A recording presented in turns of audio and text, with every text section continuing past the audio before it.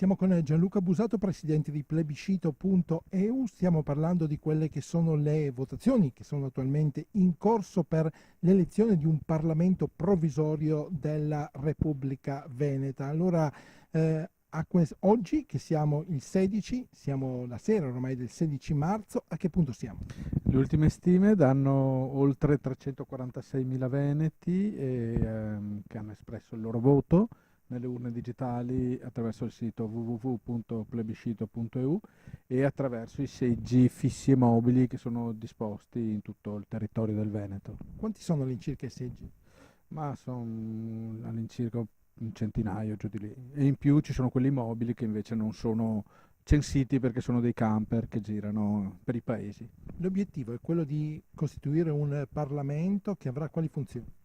Allora, avrà delle funzioni ovviamente di concorrenza istituzionale alle istituzioni dello Stato italiano che con tutta Quindi evidenza, al Consiglio regionale?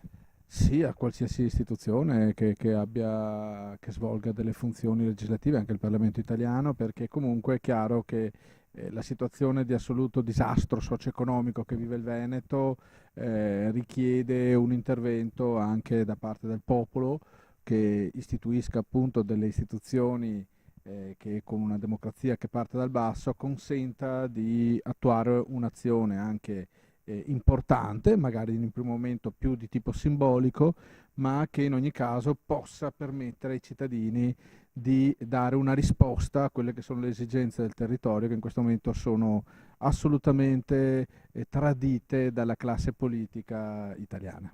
Quindi l'obiettivo è per esempio di adottare delle risoluzioni che possano in qualche maniera entrare anche insomma, in concorrenza o in conflitto con quelle che saranno poi adottate invece dal Consiglio regionale o anche magari dalle prefetture italiane. Beh, è chiaro che all'inizio ci sarà un'operazione, diciamo, delle attività che saranno più di tipo simbolico, ma c'è un aspetto su tutti, voglio dire, che rappresenta l'oppressione dello Stato italiano sul Veneto e sui veneti, sulle imprese, sulle famiglie, che è l'aspetto fiscale. Se la situazione continua così, è chiaro che comunque potrebbe anche esserci un esercizio di funzioni, anche di funzioni fiscali.